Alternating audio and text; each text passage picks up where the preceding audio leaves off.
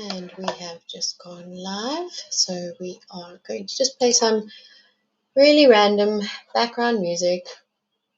See what we can find today. Oh, there's Janine. Let me just add this music and play it in the background. Right, that doesn't help. Don't worry, guys, I'm still learning.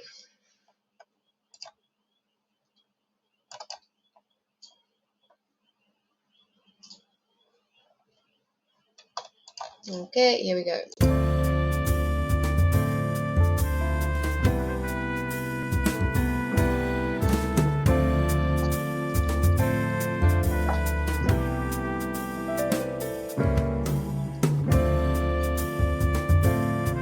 I'm just playing some background music in the meantime while we get started. Please do call in, Janine.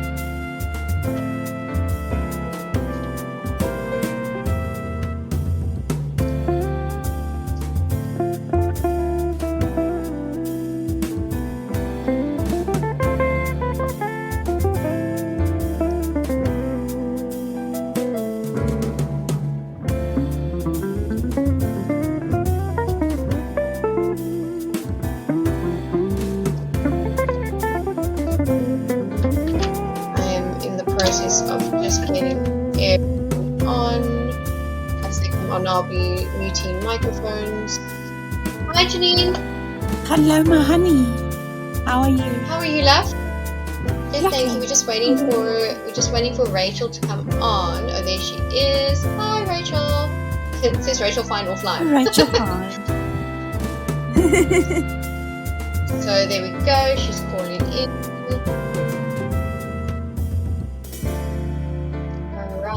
Hi, Rachel. Welcome.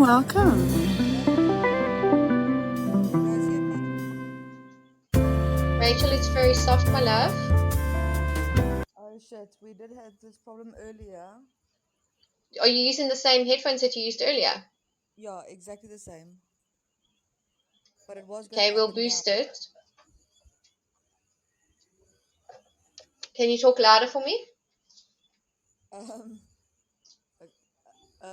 It was going up and down earlier today. I'm not sure exactly what the problem is, but there's a really bad storm here. Oh, really? Yeah. Oh my goodness. Should we? With the Wi-Fi. Are you struggling there with Wi-Fi? Should we maybe postpone this then, rather than going live now? If you guys can't hear me, then it's too soft. Oh. Sade, yeah. Do you maybe want to come up and tell us a story? Well, tell us your story. I'll guide you through it if you want to. You can call in. Let's see what Sade has to say. Rachel, we'll put you on pause and then we'll let you tell your story on another day. Okay, no problem. Sorry, guys. Yeah, you now, Sade. Do you want to do it? Come on. No, you got this.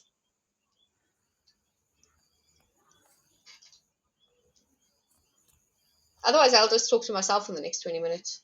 Janine, how was your day? It's been an up and down day, you know. It's been a day, but it's okay. Yeah. It all comes together in the end. Yeah, like all days. It sucks that we can't hear you, Rachel. Like I was so excited. I know. Yeah, me too. Me too. I'm sitting in the darkness. I've got load shedding. It's creepy. So it's actually for our international listeners, we are in South Africa, and this is going to be one of our nighttime talks, or at least it was meant to be. But unfortunately, the grid does not seem to be agreeing with us. We have Rachel Fine, who unfortunately is rather soft, and that's because her Wi-Fi has gone down and she's got a terrible storm and she has no power. Sorry, I don't mean to laugh, but it's like the worst possible mix. Yeah. Rachel Fine creeping in the dark. Sade, yeah. Call in, Sade. I'm going to play some music while I get Sade. Oh, there we go. Okay, Sade is joining us. There we go. You are now speaking. Hello, love. Hello. Yeah, I can hear you. I can hear you perfectly. Holly? I'm good, doll. How are you? You guys can hear me. No, I'm good, thank you. I'm also sitting in load shedding now. Yours seems fine though. Do you have a storm as well? No, not actually a storm. No, we only have load shedding, so yeah. But luckily, I do have uncapped Wi-Fi, so that's perfectly fine. But yeah, as long Amazing. as you guys can hear me, I do have my earphones on. But if you guys can't hear me, just let me know, then I'll take them No, we off. can hear you perfectly. Just talk up and Perfect. enunciate. Yes, definitely. Yeah. So how are you all? Yeah, very, very good. So, this evening it was meant to be Rachel Fine telling us her story, but as I've explained already, unfortunately, her Wi-Fi and her what do you call it? She's also in load shedding, so it's a bit of a difficult one. I'm gonna read a quick disclaimer. Let me just go find it, just so that you guys know that this is a nighttime talk. I don't judge me. I just downloaded it like 3 seconds ago. Um, Remember, we're learning Hmm. as we go along. So the views and Yeah, no. opinions expressed in this program are those of the speakers and do not necessarily reflect the views or positions of any entities they represent. So we're having a conversation tonight. It's going to be an 18 plus conversation. So our audience just needs to be aware of that. And of course, uh, Sade, what I'd like you to do is I've already heard a lot of your story, and you alluded to it in our last podcast as well. And there's a lot that I feel our listeners can learn from you. And I'm wondering, Mm. are you comfortable sharing your story, basically starting from like what happened when you were younger and then talking your way through? You were here for the last Yeah. podcast that we did on the daytime one on Friday, 11 a.m. Central African time. So Yes. maybe you could start talking and let's see how it goes. Yeah, no, definitely. No, I'm definitely comfortable in sharing my story. And like I said, I know I know most of our women, and men, whatever you guys are, all of us had went through stuff in life, and everybody has a story, but you don't really have someone to write it. So, but yeah, I also had a rough life. I have a daughter. She's 10 today, but yeah, when I was younger, they actually went a lot that happened to me. I was 14 and I was like living on the streets, and my mother and them didn't really care a lot, so I didn't really get love at home. So I went out in like the streets and basically, surviving in the streets. And I was also molested when I was 14. That was a really, really bad story. And the people actually, it was actually parents, like the man was like 52 or something, and the woman was like 27. And I actually met her, and I thought like she would be a great friend for me. And she obviously led me into her house, and we had a few drinks, and she gave me like whiskey and alcohol and everything. And then obviously, my head got sore, and I was like, listen, yeah, can do you maybe have like a pain pill or whatever for me? And she went into the room and she got me like pills, and I drank it, and I couldn't remember what happened to me. Like, I had like snippets of what happened that evening, and they were basically, taking photographs, videos, everything about it. So then he also had like a gun and everything, and told me that if I ever tell anybody, he would shoot me and my whole family dead. So then after that, the next morning I told him, listen, yeah, I need to go home. Like, I don't know what even happened. So I need to go home. So then phoned my parents got there and I went home, and I didn't tell anybody. Then from there on, I thought that obviously and that was bad shit that happened to me. But I basically, what I did was I thought that it was okay, and I think most of us as women, if that shit happened to you, you feel like, okay, well, it is okay in a way, you know, but then back at the ranch, it is not okay. But you think for yourself, okay, well, let's run to men or run to this side and that side. And I met this guy, my daughter's father. I nearly said names. Sorry, no, I mustn't say names. But anyway, but yeah, and then I met him. I was also on drugs. I was using cat for a few months, well, basically a year and a half, and then I fell pregnant with my daughter at 16, and I was 3 months pregnant and I didn't know it, but I was getting nausea for smoking cigarettes and taking obviously the drugs. So then I went to his sister, and luckily she told her husband, listen, yeah, just get her 2 pregnancy tests. So my ex was very, very abusive. He grabbed me by my neck, grabbed me by my hair. He Blixen me. He hit me. He hitted me, with his fist. Like I always told myself that time I was looking like a tarantul, that birds that has all the blue purple dots on them. Yeah, I was looking like them. And yeah, it was actually so bad. And I was living with him in a car for like 3 weeks. Oh well, anyway, wait. I'm jumping to stories, so sorry. But yeah, so then I was with him using drugs, and then obviously when I found it out that night, like I was pregnant, I stopped smoking, stopped using drugs, everything, like got clean. And then that evening when we got home, he like slapped me in my stomach. And he was like, listen, yeah, that is not my child. I don't want that child. I do have another child. We don't have finances, nothing for that child. So you're not going to bring that child up in life. I'm like, oh, well, I don't care about you. Like, I'm not going to go for abortion. Like, I'm not in one for that. So then the next morning, obviously told my parents. My mom was very, disappointed and shit, but what can you do? So she took me to the clinic. I didn't have any medical aid. So I went somewhere to Calafong, there in Pretoria, West. I was staying that side.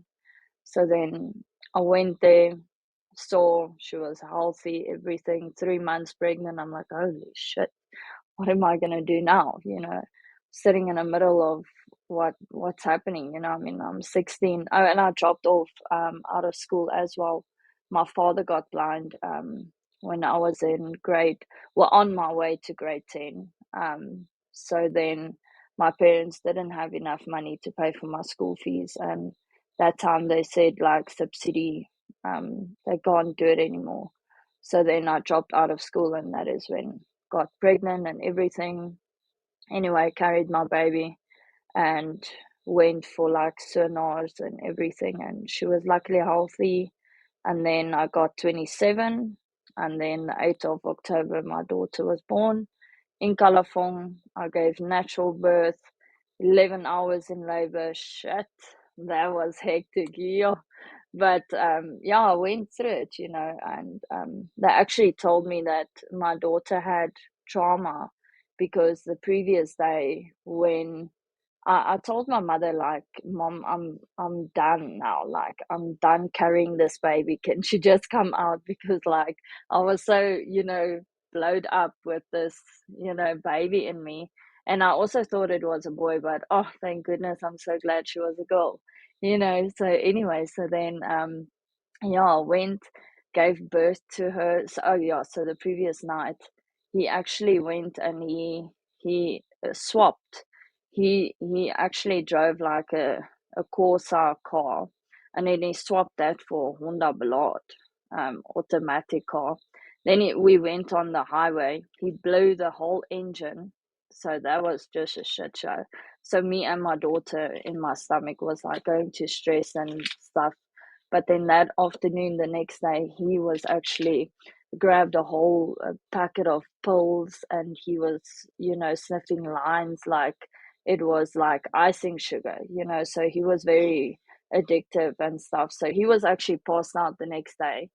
And that afternoon, my water broke because I also went down and lay down, and I'm like, holy shit. did I pee myself? What happened? And then I'm like, okay, no, no, no. I think this baby is on its way, and it's your first baby. I don't know what is happening. Like, oh shit, is she gonna come now? Is she gonna come just now? I don't know. So then anyway, we got eventually at the hospital. The nurses asked him, "Sir, are you okay?" Because he was so dick on a plug and like pills and drugs and everything. So yeah, he was on a whole next level. And then yeah, from there, yeah, we went through it. I had a drip in. Oh, that was like the worst thing ever. And a catheter. That was like just not for me. Like I hate needles. I don't like that. And then yeah, obviously, so she came out and they were like, it is a girl, and I'm like, no. And I'm looking at it, and I'm looking at it, and I'm like, no, that's not a girl. Like, she's like, ma'am, it is a girl. And they were like, listen, yeah, the child is like struggling to breathe. So they had to take her next door. So I didn't have that experience. I actually wanted to have a water birth and have her like on top of me. And I thought like it's going to be this whole experience. No, so it didn't happen like that. So actually, before I got it, they told me they wanted to give me a C-section. I told them there is not a way in hell I will push this baby out today. But they were like, yeah, but she's in stress and there can happen stuff. And I'm like, no, nothing is going to happen. Everything is fine. I'm 17 years old. I know everything.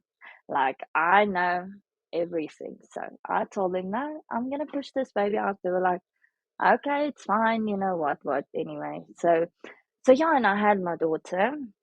My parents was still still in my life, and I love them to bits. It's and I don't tell how do I say it? I don't say that it's my parents' fault that stuff happened to me. So, but I'm very, in a way, not happy. I forgive the people that whatever they did to me. It is bad, it's not good. But you know what? That made me a strong person today. And even like with my daughter as well. Like she's 10 years old today. Well, not today, she the other day. So yeah, so she's big now, and I went through a lot with her, and she also saw like how the father abused me and like grabbed me on my neck and like kicked me in my back and hit me with a fist in my heart. Like, yeah, he was fucked up, sorry, but yeah, so yeah, my life was really not a walk in a park. It was hectic, but you know what? I always say that my scars is also making me beautiful as a person, and I always say like it doesn't matter what happened to you in life, it's how you walk out there, how you can stand up and say, listen, yeah, Sade, I am a strong woman today, and I'm gonna stand up here and I'm gonna say, listen, yeah, I'm strong. I'm gonna stand up today and I'm gonna be good. And she's very happy now. But anyway, so with this long story, I'm gonna write a book, guys. Then you guys are gonna see everything, but I'm not gonna write it because it's gonna be very slang and very a lot of mistakes on there. So I'll get a professional to write that book for me. But yeah, I'll just like tell my story. And then yeah, I was still like, I met him on 15, and then I was together with him till 21. And then yeah, when I was 18 years old, he took me and my daughter, when we already slept in the cars and everything. He took me to his parents on the farm. So his father was also like, he molested his own daughter and like hectic shit. Like that family is crazy. And anyway, so I stayed by them, and they handled me like a person that was working in your house. Like I had to clean the floors, I had to wash the dishes, I had to cook every night, I had to start the generator every night. Like me and my daughter had to eat mealie pap in this store, at the top. There, it's like a big stoorkamer. Yeah, sorry, like a yeah, cottage or whatever. I don't know what you call it, but anyway. And then they would eat like oats. I'm still today. Till today, I won't eat oats because that is so bad memory for me. I will like something like once a year I'll eat a little bit of oats, but like I'm not a fan of that. But you get so you went through so much, and then yeah, you must just get over it. But anyway, so yeah, and I was like I had to wash their underclothes, the old man's underclothes, with my hands. I had to wash his sneeze. What do you call it? The sneeze where you blow your nose in, that the older man does. I had to wash that. My child told me when she was like 3 and a half, she told me, Mama hates snotuke, like mommy hates like, that sneezing stuff. And I'm like, yeah, I don't like that. So yeah, and I raised her very strict in a way. Like I'm a very how do you call it, Holly? Quiet. I'm strict, but I'm quiet, like I'm very, yeah, I am strict, in the way of raising her. Like, I mean, she was just over 2. So like Yeah. strict but fair, firm but fair. Yes. Yeah. Yeah. Yes. Yes. Thank you. Thank you. Yeah. So, so when she was like just over 2, I was like very strict with her, and we did potty training, and she pee-peed in her panty once, and I just gave her like a little smack on her bum, and I'm like, no, you're not gonna pee-pee here. There's the toilet. There's your poikie. You go and pee-pee there. You don't pee ever. So I was very strict, and I know it's not always a good thing. Like, you need to, they need to do stuff as well. But yeah, so anyway, let's not bear with too much now. I need to tell you guys the juicy stuff that is happening right now in my life. So I thought, so then after that, we stayed there. So then I met my husband, Ruan, right now. And me and him are for 5 years now, married this year on the 10th of November. It was his birthday. So yeah, and our anniversary. He married me on his day. So we met on WhatsApp. We chatted for 3 days with each other. We just fell so hard for each other that I told him, okay, please just come and rescue me from this farm. Like, we're going to lie to these people and tell them, listen, yeah, I'm going to go and visit my friend in Pretoria because my ex was working in America. So he left me and his daughter at his parents, and we just had to go on. He doesn't send any money to us. If we go to the Oliver North place, like the Dorpy, we'll go there. Sorry. And then we'll go there. And then I had like a 10 Rand or 5 Rand that I had because I did the washing. So if they had any change, I took it for myself. And then I would buy me and my daughter a packet of cookies and some cute stuff just to eat, like a bun or anything else that we never eat. And then we would walk around the whole, just that one part of, there's like little shops and everything. And, so I went through a heavy, like, struggle time, but like actually my whole life we've been struggling, like with my parents and then with my ex, like I had to push his car when I was like 8 months pregnant. Then he just sits in the car and he's like screams on me and tell me that why aren't you pushing the car hard enough? I'm like, bro, this car is like weighing so much. What even? So yeah. So then anyway, so yeah, sorry, I jump a lot through stories. I must get to my point now. So anyway, so I met my hubby. We are 5 years married now. And then obviously the ex You don't have was to, in a sorry, Sade, you don't have to worry about jumping around. We're all like completely Is it? intrigued by what you're saying. So just keep Oh, talking. It's beautiful. oh, thank you. Thank you. I'm so glad. Thank you. Yeah, so then anyway, so then obviously my ex found it out that I'm driving with him. So he's my ex sister. she knew my husband. So she knew that I was there on the farm. I was abused by her brother, and she just asked Ruwan if he could just please help me to get a job this side. She is sitting here. She don't have any education, nothing. Like, just help her, please. Just get her work or do hair or whatever. Just get her into a job and just help her, please. So then obviously he saw a photo of me. So not just a natural, makeup natural there on the phone. I always told myself I'm Peter Plas, so I'm, like a Plas girl, So then he was like, he told her, number now, number now. I'm like, okay. And we started talking, and he told me he had 3 boys, and I was a bit like batting him in a way. So then he was so smiling, so bright. And then Shade was like, yeah, but I'm in a relationship and I'm scared of my ex and what. And he's gonna beat me up and whatever. And he was like, are you married to him? And I'm like, no.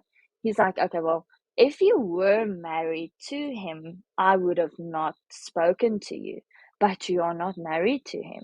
So I am here for you. If you ever want to speak to me or ever want to talk to me, I am here for you. From that message, from that day on, we just fell in love. Like, over WhatsApp, we video call each other, we voice noted each other. And he just went through a divorce with his ex. She was like cheating on him for, like, he was with her for I think 13 years.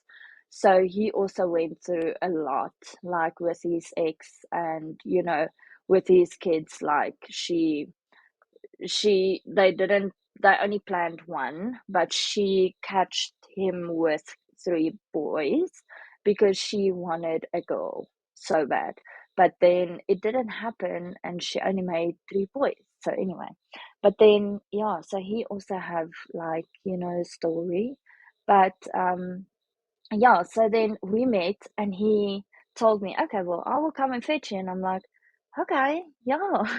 I'm like, yeah, okay, come, please. Yeah, come and fetch me. And then, like, 3 days later, that night, 12 o'clock, he drove all the way from Pretoria to Olival North.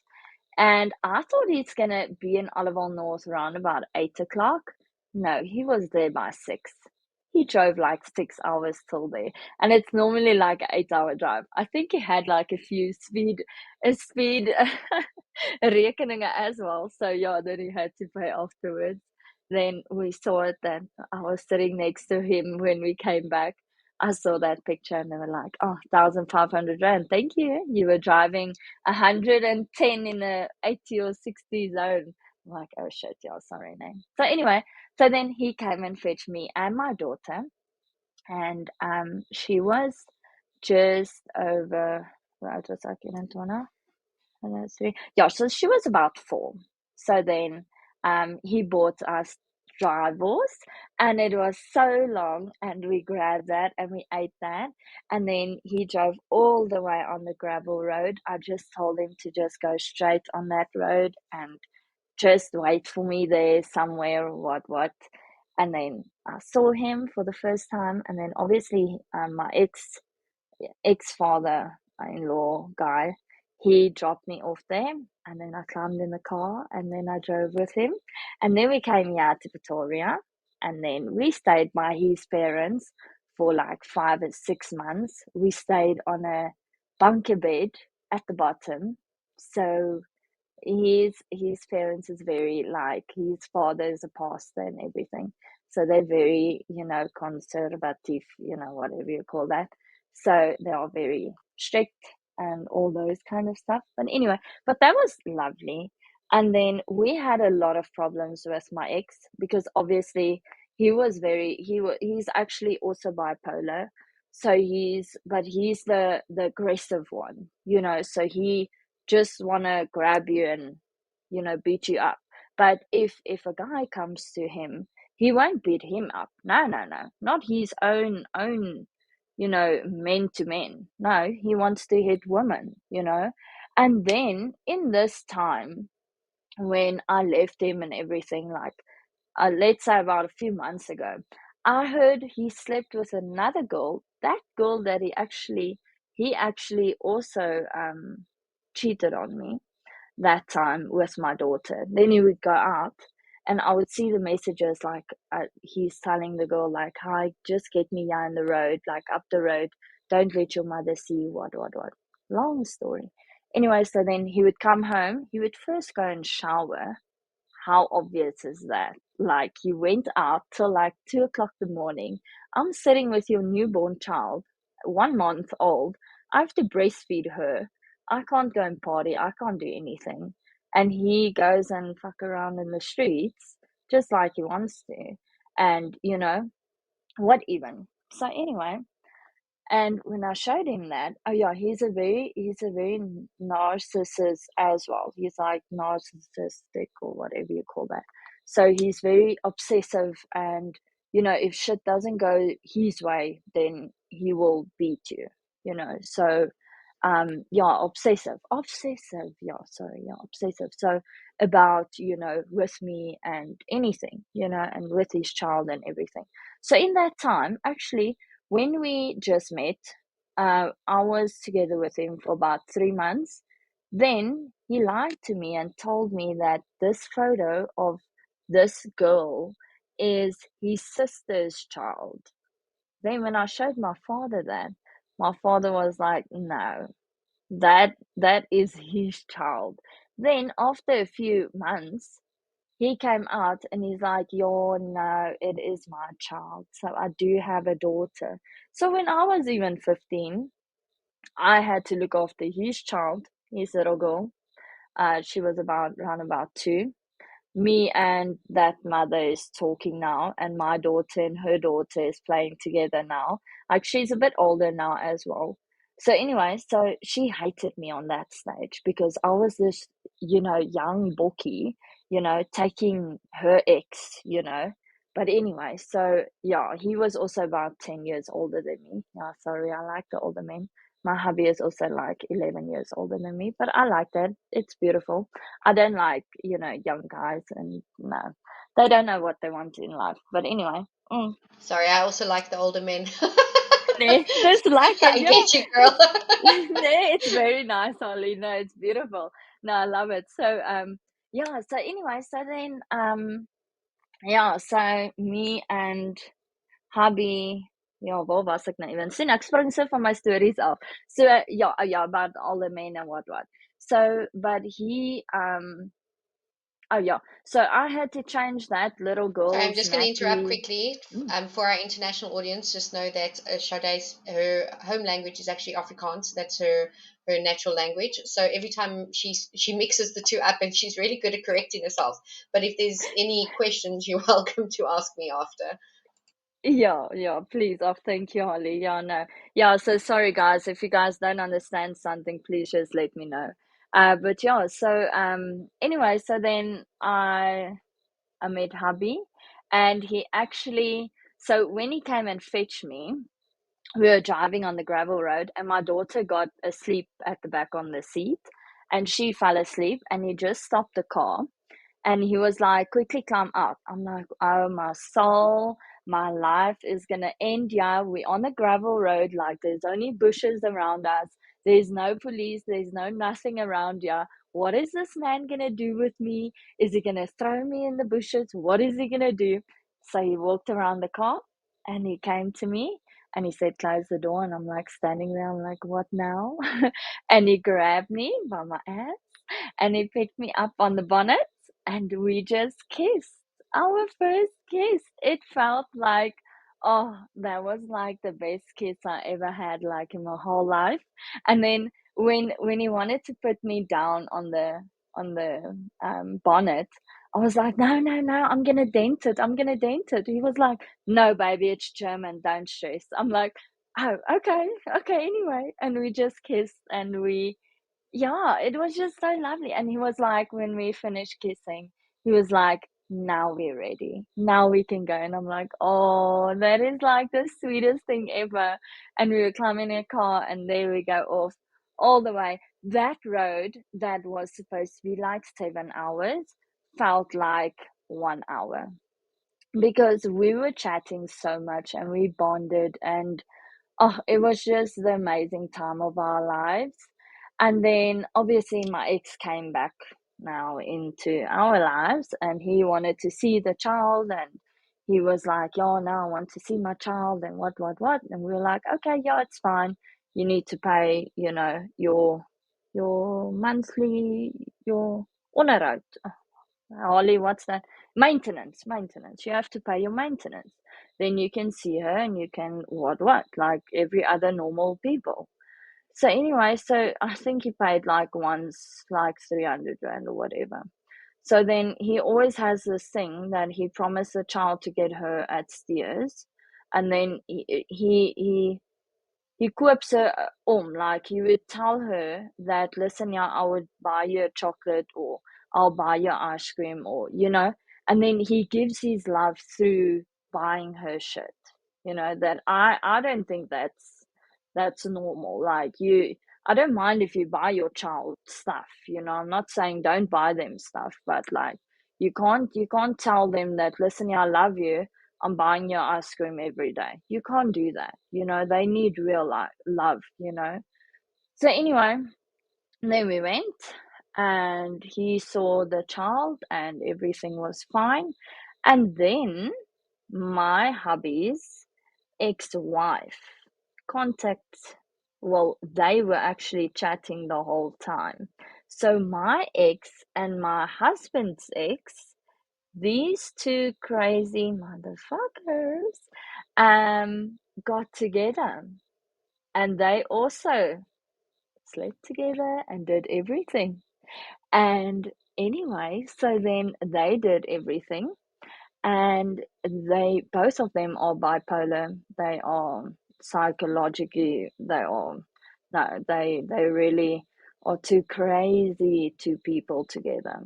So then, like, after 3 months they were together, they went apart because the two crazy people couldn't deal with each other. So then after that, she was basically like all in it, that because she can't handle it that I have a daughter, and she always wanted a daughter.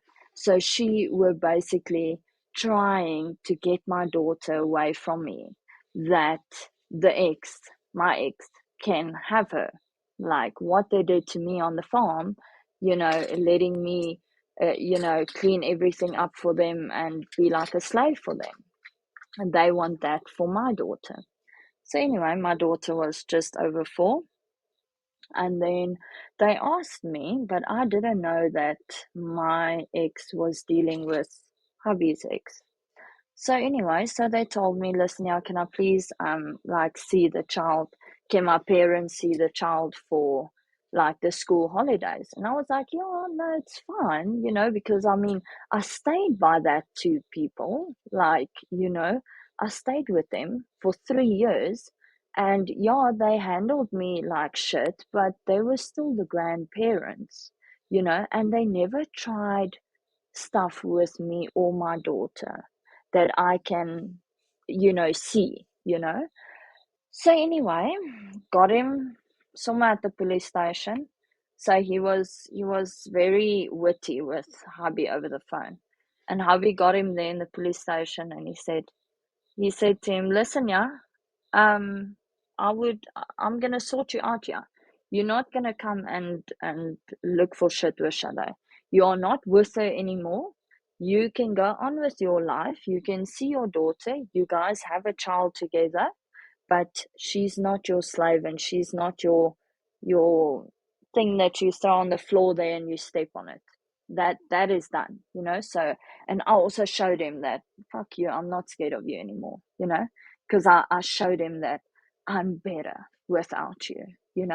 So anyway, so then they took her, my daughter, for the school holidays. It was like just over 2 weeks. And I phoned her every night and asked her if everything is okay and what. And then after 2.5 weeks, when I told them, "Listen, yeah, when are you guys bringing her back?" They told me, "Oh no, we're not bringing your child back. We are keeping her, yeah, because you are abusing your child and hitting her with your fist on her chest. I was like, what? What in the living shit are these people busy with? So then we found it out that my husband's ex-wife, she was busy telling them that we are abusing the child, so they need to fetch her and take her and put her on the farm. So she made this whole story up. So then, yeah, I think you guys can just imagine how a mother is over her baby. Yeah, now you guys must see me now. Now I am so cross with that people. Like I swear them, I'm and they fall. They fall. So anyway, so then we went.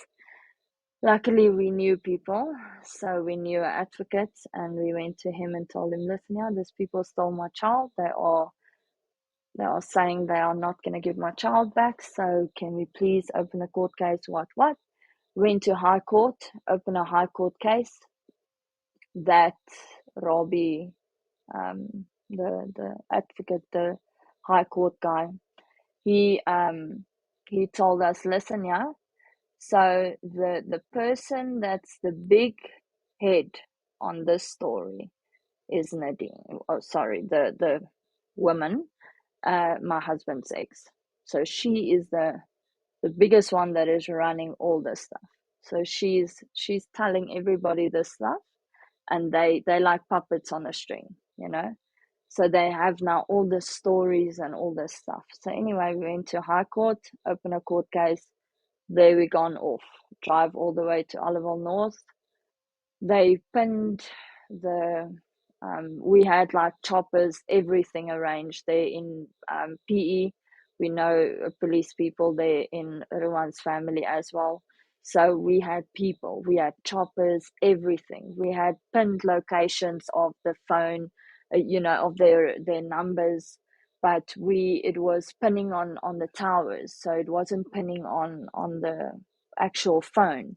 So then we were chasing around, and then we were chasing around. You guys can still hear me, hey? Just let me know, Holly, because my earphones just shut Your down, but sound just that's got so okay. much better. Oh, is it? Is it better now? Oh, okay, sorry, man. It's good. No, Look no, at it's that, that good. earphones. Okay, carry on. Yeah, no. Carry on. Yeah. So anyway, so then we went, and I was running in every single shop looking for my daughter, and running up and down asking them, listen, yeah, did you see this child? Did you see this people? Like, where's my child? Where is she? And we actually saw the grandfather in Olival North. And he was like, yeah, you guys are abusing the child and a lot of shit. Like, he was screaming there. And the child wasn't with him. The child was with the grandma. So she kept the child. And we told the police that, listen here, the child is in that house. Like, she's there at the other old grandma's. So anyway, the police just said, no, whatever. So then we had to stay over there, still looking for my child. Still no answer, nothing. Can't phone her, can't do anything. I'm in a flippin' state. Couldn't even sleep that night. I was so flippin' angry with that people. Like, I just wanted to kick that man. Like, really, if they had to do something with my child, I think I would kill them all. I'm telling you, it's really not a good thing. But anyway, so then so then the next morning we had to wait for the sheriff, because the sheriff was drinking the weekend, so he was babala, so we couldn't get him hold of him. Then like 11 o'clock, he came there in his car, like Dick Babalas came in there. It's like, yeah, we're like, hello, we're looking for a child. She's missing. Like, hello, these people stole my child. Can we just get in the car and flip and go to her? Like, just go wherever. And luckily there was other women, people that were also in the police, but they were more in the children's place, what. They saw us and they told us, listen, yeah, come to us tomorrow morning, 7 o'clock. We'll help you. So we went there, got there, 7 o'clock the morning. They were like, okay, let's go. I know where they are. They're at the psychologist there in I don't know, Queen's Park, or no, I don't know. But anyway, that side, like just before you get PE. East London, yeah. So then we drove in a Navara bakkie all the way, like 200, I'm 180, going to 200. interrupt you quickly just to let our Yeah. listeners know that you are from South Africa. So you're talking. I'm sorry. Um, no, it's fine. I'm just letting them know because we've had a few other people hop on. So thank you and welcome for joining. We have ThaHotwifeZA who's online with us this evening, and she is sharing her story. It's quite a detailed story, quite a deep story. So guys, keep listening. It's fascinating. Carry on, love.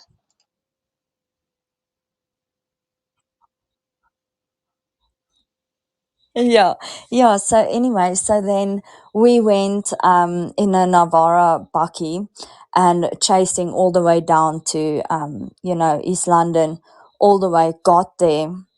We saw the bakkie standing there.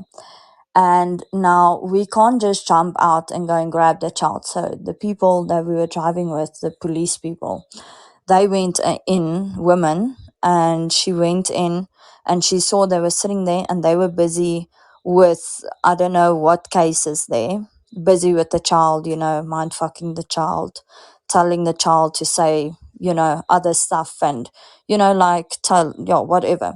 So then the police woman went in and she grabbed the child by the grandma, grabbed her and ran outside. And then I grabbed my child, and I never ever saw my child scream so bad. When I got her, she was like screaming berserk. She was like crazy. And I just put her in the car. And then the grandfather, listen, yeah, the grandfather came in and he was like, I want to say bye to her. And I'm looking at him, I'm like kicking him because I'm holding my child. I kicked him out of, like, to go out of the car because he's busy climbing into the bakkie. And I want to go because I want to take these people and I want to strangle them because they stole my child and now they want to say bye bye to my child. But you stole her. Yeah. Anyway, so I kicked them out, closed the door. We went into that bakkie and we were driving 200 all the way back. Olival North, got there, climbed into our car, from there straight through to Pretoria where we stay. Anyway, got home the next morning, like 2 o'clock in the morning, and I went and I bathed my child and I put her in the bath and I see it's red down there. And I'm standing there and I don't have my phone by me, but I'm asking her like, Dunay, what is happening? Why are you so red down there? And she said, Opa touched me down there. Guys, girls, I'm getting so goosebumps right now. Like, when I heard that, I was white in my face. Like, it was looking like I'm gonna faint now. Went out of the bathroom, ran to my room, told hubby, listen, yeah, this is what my child said right now. He was like, okay, well, we didn't know what to do. So we took my phone and I went back in and I told her, just say to mama again what happened, and how did it happen. And she told me that she was in the bath and grandma was cooking pancakes on the stove. Now the bathroom and the kitchen was like next to each other, so I know the farm. I was staying there. And Opa came in and he told her that there's sweeties in the bath and he touched her. Oh, my soul. So these people were busy telling the child to say that it was my husband. Yeah. And we have that rule that from the beginning that we were together, that we said that I'm not going to bath your children ever, and you're not going to bath my child ever. Like, we had that rule from the first day we were together, like even spoke to each other. So, and my husband, no. And he the grandfather now that did this, he molested his own two daughters, and we did tell her that can she maybe, vouch for us in the court and whatever. And then she said no, she's gonna be on their side and whatever. So this was a whole sick story that this grandparents did to my child, and keeping her away from her mother at 4 years old. You know how dramatic that is for that child, And for me, I mean, I mean, you think that people are normal because you stayed with them for 3 flipping years and now you hear this shit. So then after that, and they went and they opened the case and they said all this stuff that happened to her, they converted that to us. So now they're accusing us for that. But you know what is so amazing about this whole court thing and everything is the truth lays in the children. It lies in the children. So if you, doesn't matter what, you can say what to that child. They see pictures and they see a whole, sketch of what is happening, and luckily for that, they went, I have goosebumps. yeah, yeah. So they went, they took my child, the police people, and we went like every week. We were like, we were so famous in the court. Yeah. And now I'm going Friday again. So yeah, my life is not ending. But anyway, so, yeah, and we went to court, we went to all these places and they had to, play with the child, with therapy, all that shit. My child went through everything. Anyway, so then she was in Constantia Park School, and then after a year, 2 years, in grade 2, actually from grade 1, the people told me, listen, yeah, she can't cope in a normal school. The teachers don't have time for her to sit with her and only be with her. She needs to go to a special needs school. And then her IQ, her IQ level is very low as well.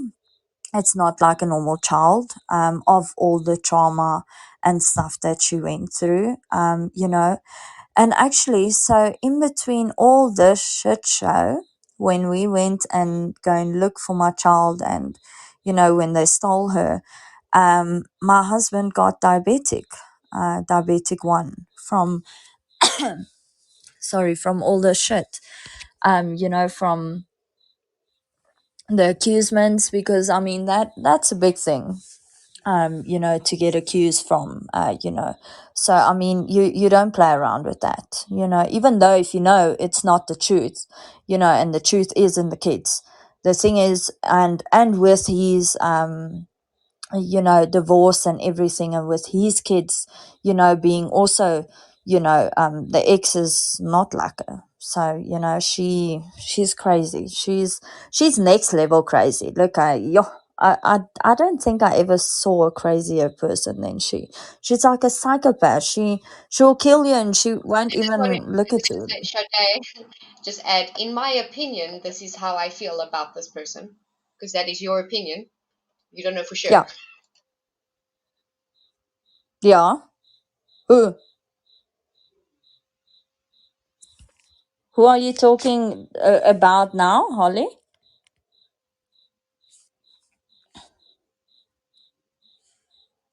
Hi.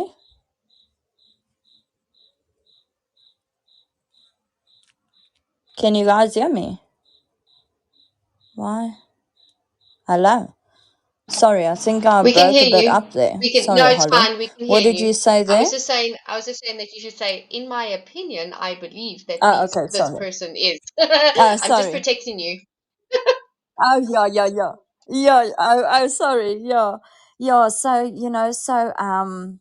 yeah, and it was just like a journey and a half, and then eventually he stopped seeing his child, my ex, and he lost contact with her for about 3 years from 2020. Yeah, 3 years now. Yeah. And then he shut himself out, yeah, out of nowhere. And the police came up to my door and was like, yeah, this and this and this and this story, and I don't know what. And then, or what? Sade is very loud. So, but I am a loud person. So like, if I speak to my child, it sounds like I'm screaming on her, but I'm not, and she's so used to me. But anyway, so then the second time, police came here at my door. We just seeing blue lights here outside. We were like, okay. Told my daughter, okay, you go to the playroom, you stay there until mommy says you can come out. Opens the door. Who stands there? My ex. He's like, I want my child, but he looks so on a plug. He looks like, and then my husband came around the corner and he was like, dude, are you okay? You look like you had a stroke or something, but he didn't mean it ugly, because he looks like an imbecile, and sorry, we don't like him, because he's fucked up. So anyway, and he was like, no, are you on drugs? And I'm like, very, yes, fucking mal, you crazy. What's wrong with you? It was like, and then listen, this shit show what we are in now. So then he told the police at the police station that me and my husband stole my child today, but she's living with me for about 4 or 5 years. 4 years, 3 years, nearly 4 years. She's staying with me, ne? And he tells the police, no, we stole her today. So the police came here. He was like, yeah, who's the mother of the child? I said, I was the mother of the child. I am the mother of the child. And he was like, yeah, look at what she is doing for a living now. He wants to show that to the police women. Now I'm laughing at him, mate. Now I'm hanging here by my safety gate 8, because now you guys must know I'm so list for this man. Like, not in a list way. I'm list to moor him, like just to beat him up, because he beated me up. But I'm not gonna be common like him. Common. I'm not gonna be that. I'm gonna be neat. But yeah, I was just very, very angry that day. So I was hanging outside there and I told him, yeah, where the fuck were you all this time? Now you want to come here and now you want my child. I told him, what is wrong with you? You don't even have a work. You're sitting on the street. Your parents are telling you what to do. Everything. Like, he's like a puppet on a string with his parents. His parents told him, go and get the child. You'll get the child, because you're going to tell the police they stole her. Hello, she's staying here by me. Now you want to come and say this to a policeman. Then the police guy, I told the police, listen, this child is living by me for years now. We didn't steal her. She's my child. She's staying with me. And the police were like, okay, sir, so you want to tell me you lied to me?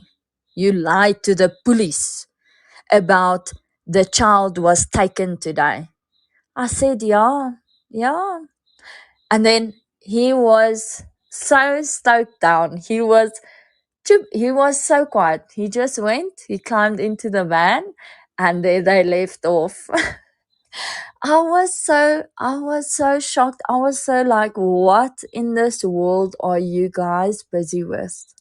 So let's go to now in my life. So I'm a OnlyFans model. So I started OnlyFans about 8 months ago, because me and hubby were so tired of struggling, and we went through a lot, so then we decided to go into the porn industry, and we are very happy together. We do everything together. He's like my he's my photograph. He does all my photos and videos and content and everything. We are hustlers, definitely.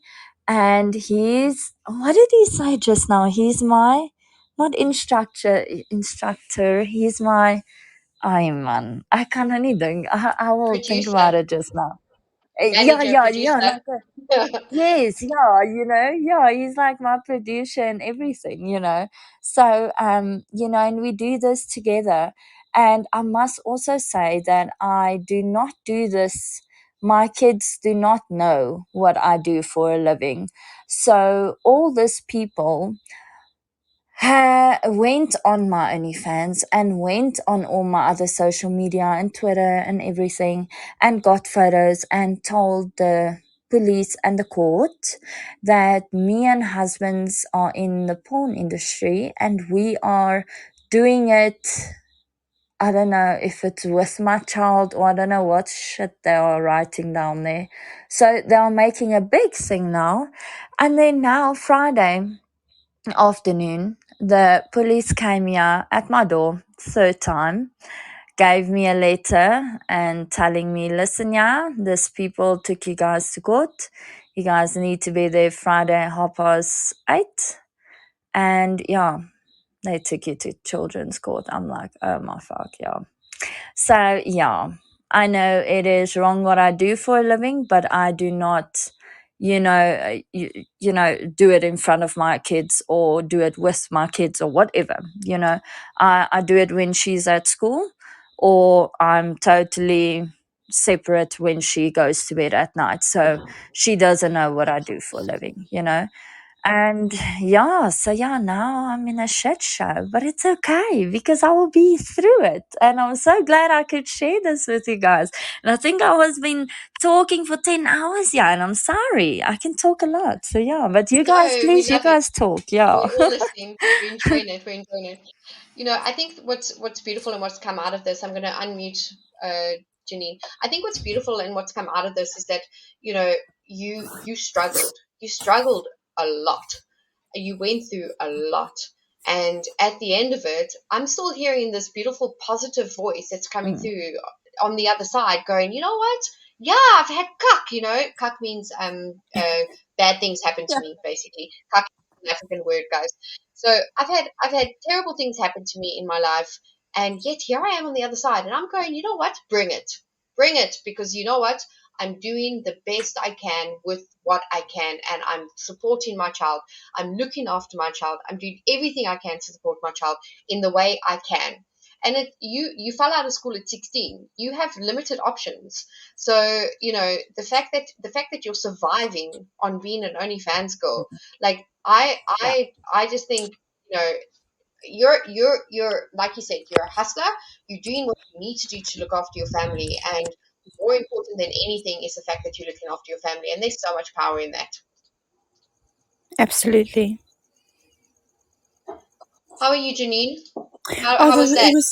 it was so inspiring just listening to the story, man. Like can't believe everything that you went through. Like I can relate to so much, and I just feel like there was some stage I had to just go and get a tissue again. I feel so for you and your daughter and everything that you've been through. I love the love story that you guys have, though. Like it's I also so love the love cute. story. I love the love story, you guys, and I love that it's like Holly said, I love that you have that positivity throughout all of this. You can still look back and say, you know what, that's not going to define me. I'm going to be better than this. And I just love that you're so strong and you just rise above all of this and make it happen, girl. Sade, I haven't known Sade very long. I've known her, I don't know how long, a couple months now. I've known of Yeah. her for a long time, and I followed her on various socials. And Sade, just to me, when we met the first time, when did we meet, Sade?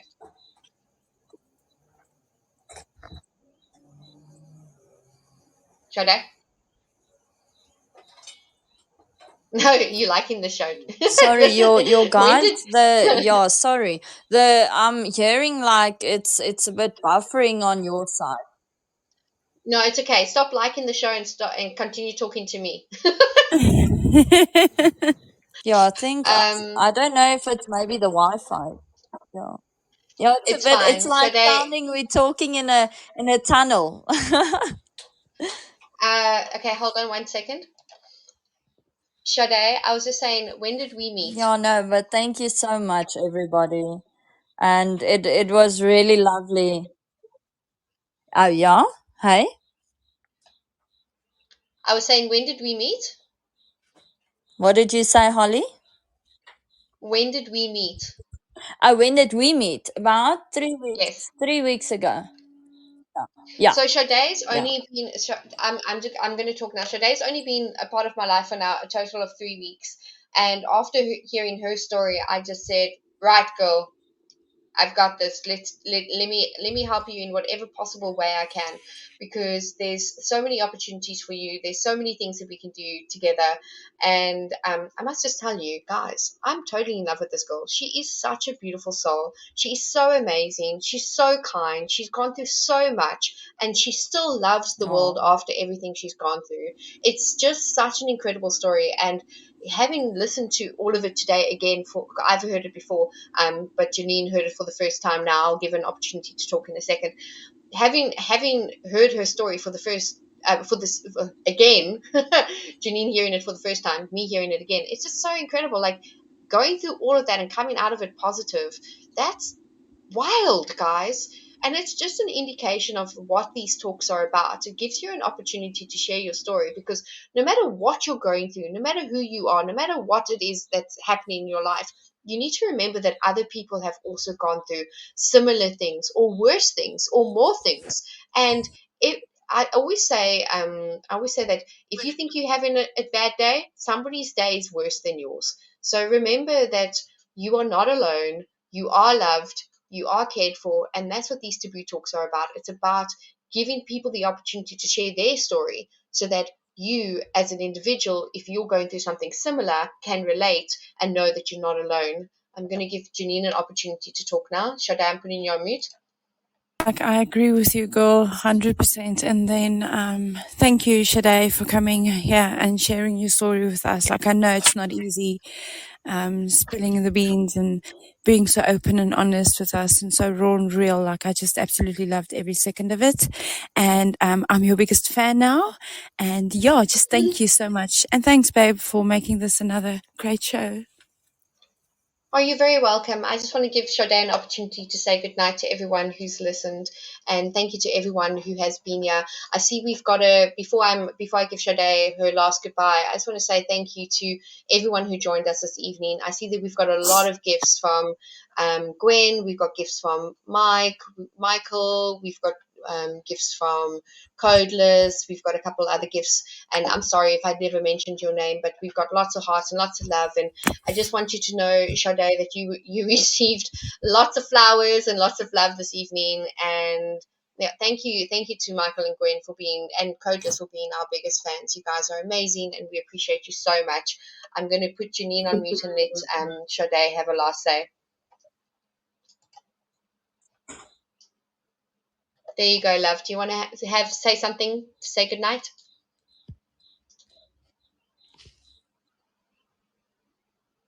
Sade? yeah, no, thank you so, so much to everybody. And, thank you for all the support and everything. Yeah, sorry, can you guys hear me? Yeah, Yeah, we there we can. go. Carry Sorry, on. I think the internet is a bit shit. But yeah, thank you to everybody. And yeah, so thank you to everybody. And yeah, thank you for you, Holly. I really appreciate you so much. And I can't wait for you to come this side. I'm really excited and I miss you, babe. And thank you for giving me the opportunity to share my life on here. And yeah, I really do enjoy talking a lot, like you guys can see. But yeah, you guys must have a fantastic evening, and I will try and join more lives on here. And yeah, Holly, thank you for you. Thank you for hosting always. And you are an amazing person, and thank you for you. Oh, you're so welcome, love, and I love you so much, and I can't wait to see you again. I'm looking forward to seeing you probably. Oh, it's 10 days time. Woohoo! I'm counting the sleeps. Lots of love to you, Yeah. and thank you for sharing your story, and thank you for everyone who was here this evening. I'm going to play a little bit of background music while everybody logs off, and I love you all, and good night. Good night, Janine. Good night, babe.